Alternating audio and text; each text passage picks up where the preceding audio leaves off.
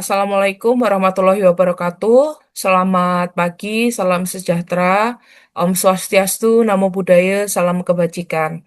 Bapak Ibu sekalian, perkenalkan nama saya Agustina Nugraheni.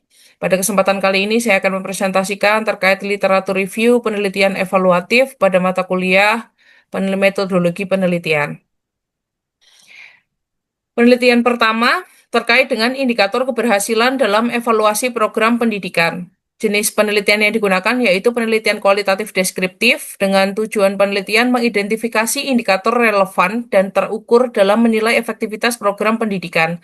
Analisis data yang digunakan menggunakan analisis deskriptif terhadap aspek akademik, sosial, psikologis, dan lingkungan belajar. Hasil penelitian menunjukkan bahwa keberhasilan program tidak hanya diukur dari hasil akademik, tetapi juga kualitas proses pembelajaran dan dampak sosial. Terkait dengan kebaharuan atau novelty dalam penelitian ini, yaitu pendekatan multidimensional yang mengintegrasikan faktor internal dan eksternal dalam evaluasi keberhasilan pendidikan. Kesimpulan dalam penelitian ini yaitu evaluasi komprehensif membantu lembaga pendidikan melakukan perbaikan keberlanjutan. Kelebihan dalam penelitian ini yaitu pembahasan teoritis mendalam, namun masih memiliki kekurangan, yang mana kekurangannya adalah minim data empiris pendukung. Penelitian kedua terkait dengan evaluasi program pembelajaran IPA sekolah menengah pertama menggunakan model countenance stick. Jenis penelitian yang digunakan yaitu penelitian kualitatif evaluatif dengan tujuan penelitian untuk mengevaluasi kesesuaian perencanaan, pelaksanaan, dan hasil belajar dengan standar proses pembelajaran.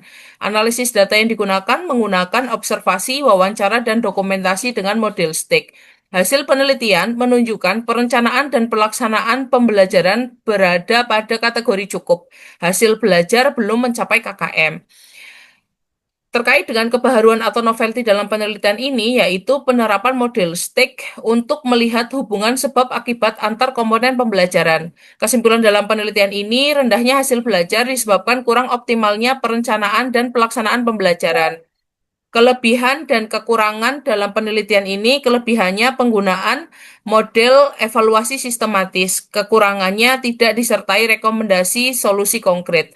Bapak Ibu sekalian, penelitian ketiga yaitu terkait dengan penerapan model evaluasi CIPP dalam meningkatkan efektivitas program supervisi akademik.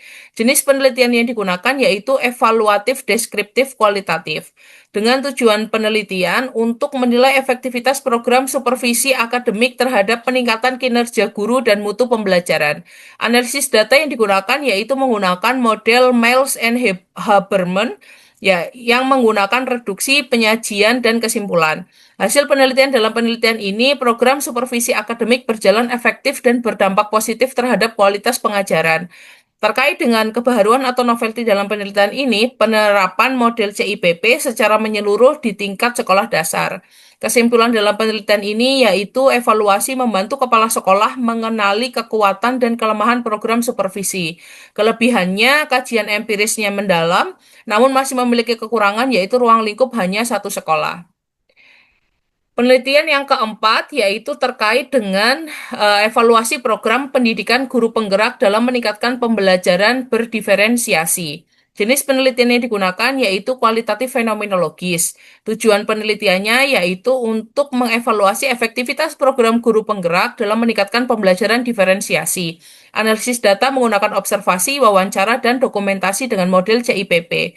Hasil penelitian, program berjalan dengan baik dengan penerapan need assessment yang efektif. Kebaharuan atau novelty dalam penelitian ini yaitu integrasi konsep merdeka belajar dengan evaluasi guru penggerak berbasis CIPP. Kesimpulannya, program meningkatkan kemampuan guru dalam menerapkan pembelajaran berdiferensiasi. Kelebihan dalam penelitian ini relevan dengan kebijakan nasional, namun kekurangannya minim analisis kualitatif hasil belajar. Bapak Ibu sekalian, penelitian yang kelima yaitu terkait dengan penerapan e-learning dalam pembelajaran daring di masa pandemi COVID-19. Jenis penelitian yang digunakan yaitu kualitatif deskriptif, dengan tujuan penelitian mengetahui media daring yang paling digunakan serta kelebihan dan kekurangannya. Analisis data menggunakan analisis tematik dari hasil wawancara dan observasi dosen mahasiswa. Hasil penelitian yaitu menunjukkan bahwa Google Classroom dan WhatsApp paling populer, meningkatkan kemandirian namun menurunkan interaksi sosial. Novelty atau kebaruan dalam penelitian ini pemetaan komparatif efektivitas media daring dan dampak psikologis mahasiswa. Kesimpulan dalam penelitian ini, e-learning fleksibel tapi butuh strategi pasca pandemi.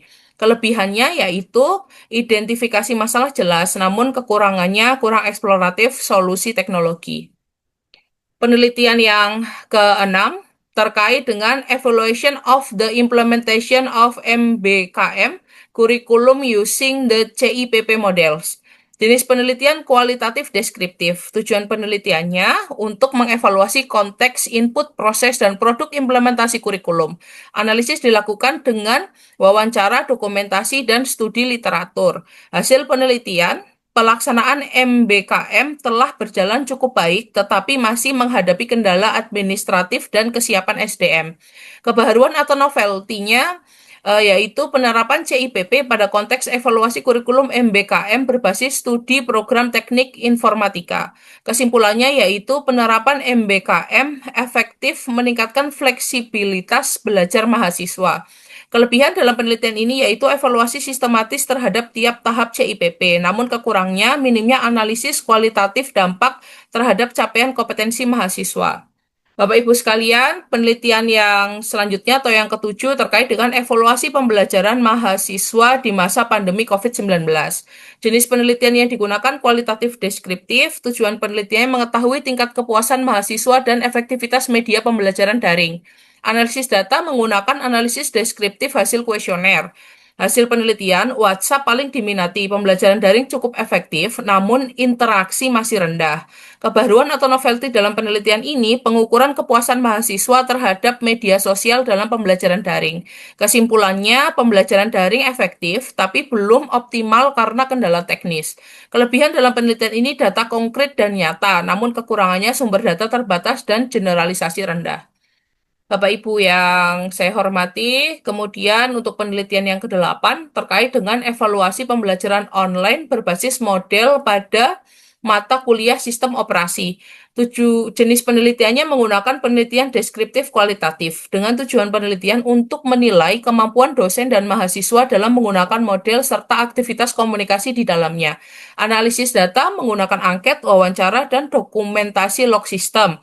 Hasil penelitian menunjukkan penggunaan fitur dasar baik, namun interaksi forum dan chat rendah. Kebaruan atau novelty terkait dengan penelitian ini yaitu fokus pada integrasi LMS model dalam mata kuliah teknis di perguruan tinggi. Kesimpulan dalam penelitian ini, model efektif untuk pengelolaan materi tetapi kurang interaktif. Kelebihannya observasi langsung, namun kekurangannya tidak ada perbandingan dengan platform lain. Penelitian yang kesembilan terkait dengan evaluasi dampak pendidikan dan pelatihan PKB guru matematika. Jenis penelitiannya menggunakan penelitian evaluatif kualitatif dengan model 4 level Kirkpatrick. Tujuan penelitiannya untuk menilai dampak diklat PKB terhadap perubahan perilaku dan kompetensi guru matematika. Analisis data menggunakan kuesioner, wawancara, dan observasi. Hasil penelitian menunjukkan pelatihan belum memberikan dampak signifikan terhadap perilaku guru.